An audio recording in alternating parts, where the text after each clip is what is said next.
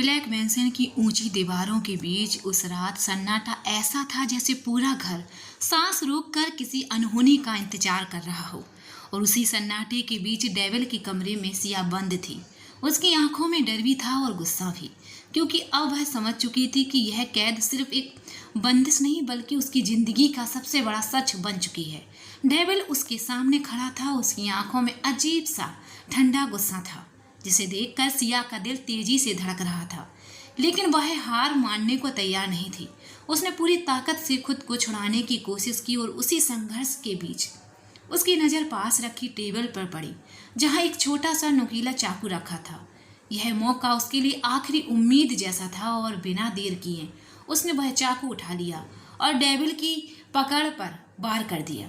अचानक हुए इस हमले से डेविल कुछ पल के लिए पीछे हट गया। सिया को मौका मिल गया।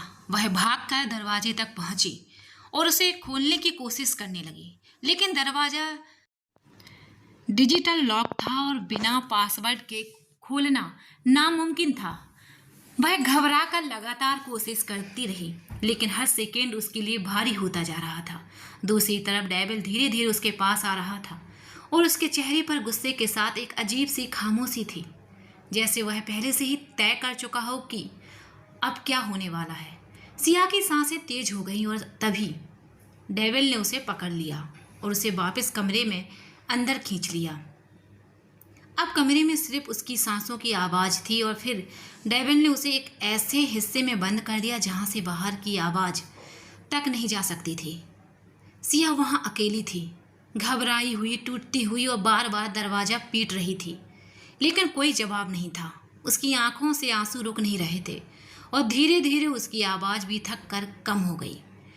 बाहर डेविल बैठा उसे सुन रहा था और उसके चेहरे पर कोई पछतावा नहीं था, बल्कि एक ठंडी जीत की मुस्कान थी, जैसे उसने अपनी पूरी दुनिया पर कब्जा कर लिया हो। रात के आखिरी हिस्से में वह सिगरेट जलाकर उसी बंद दरवाजे की तरफ देखता रहा। उसके मन में बस एक ही बात थी कि सिया अब उसकी बात मानने पर मजबूर हो चुकी है। अगली सुबह जब मैंसन की भारी खामोशी टूटी तो एक नई लड़की वहां दाखिल हुई, जो स्टाफ का हिस्सा भी थी, और पहली बार इतने बड़े और डरावने घर को देखकर उत्साहित और थोड़ी घबराई हुई सी थी। वह गलती से गलियारे में चलती हुई एक अजीब सी दीवार के पास पहुंची और अनजाने में उसका हाथ उस जगह पर लग गया जहां एक छिपा हुआ दरवाजा था और अचानक वह दीवार धीरे से खिसक गई। लड़की कुछ समझ पाती उससे पहले वह अंदर गिर गई और सीधे एक कमरे में पहुंच गई, जो डेविल का निजी बेडरूम था। कमरे की हालत बिखरी हुई थी और जैसे ही उसकी नज़र बिस्तर पर पड़ी तो वह सिया बेसुध और बेहद कमज़ोर हालत में पड़ी थी। यह दृश्य देखकर लड़की के होश उड़ गए और वह डर से चीख पड़ी। उसी आवाज़ के साथ बाथरूम का दरवाज़ा खुला और डेविल बाहर आया। उसकी आंखें गुस्से से लाल थीं और उसने सख्त आवाज़ में पूछा कि वह कौन है और वह कैसे आई। लेकिन लड़की डर और सदमे में कुछ बोल ही नहीं पा रही थी। डेविल ने तुरंत स्थिति को संभालते हुए सिया को चादर से ढक दिया और ठंडे लहजे में पूछा कि क्या वह शादीशुदा है। लड़की ने कांपते हुए सिर हिला दिया और डेविल ने उसे एक चेतावनी भरी नज़र से देखा, जैसे वह उसे समझाना चाहता हो कि उसने जो देखा है वह उसकी समझ से बाहर है। लेकिन लड़की ने हिम्मत जुटाकर कहा कि यह सही नहीं है और कोई भी इंसान अपनी पत्नी के साथ ऐसा नहीं कर सकता। उसकी यह बात कमरे में भारी सन्नाटा छोड़ गई और डेविल की आंखों में खतरे की चमक आ गई। तभी ईरा वहां पहुंची और स्थिति देखकर घबरा गई। उसने बताया कि यह नई स्टाफ मेंबर है जो गलती से इस कमरे में आ गई थी और उसे यहाँ के सीक्रेट का पता नहीं था, लेकिन अब बात बहुत आगे बढ़ चुकी थी।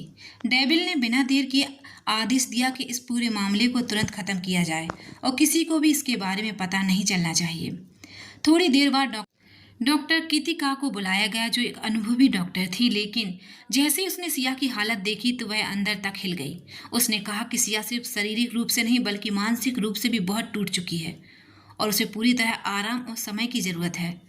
तभी ईरा ने धीरे से बताया कि कल रात सिया और डेविल के बीच बहुत बड़ा झगड़ा हुआ था और उसी के बाद यह सब हुआ।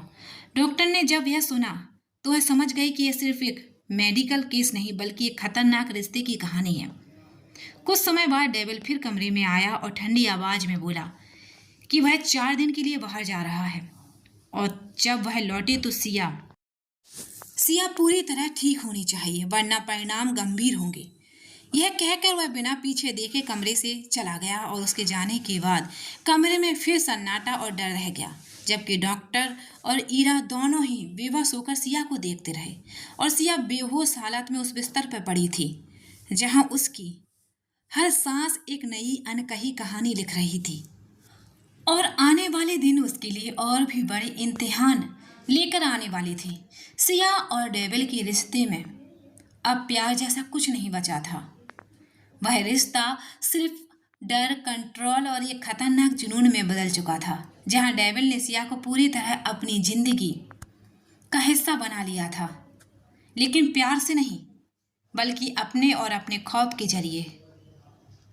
सिया अब सिर्फ एक इंसान नहीं बल्कि एक मैंसन की दीवारें के बीच एक ऐसी कैद थी जो देखने में तो पत्नी का रिश्ता था, लेकिन असल में वह ऐसी दुनिया में थी जहां उसकी अपनी कोई मर्जी नहीं बची थी।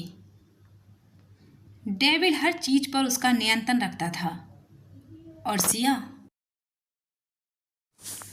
धीरे धीरे अंदर से टूटती जा रही थी। उसकी आंखों में अब डर के साथ खालीपन भी आ चुका था, जैसे वह खुद को ही खो चुकी हो।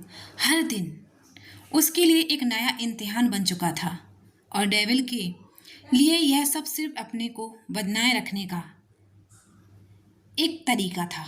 वह उसे रोकता नहीं था, सिर्फ अपनी पकड़ में रखता था और यही पकड़ धीरे धीरे सिया की पहचान, उसकी हिम्मत और उसकी आज़ादी सब कुछ निगल रही थी।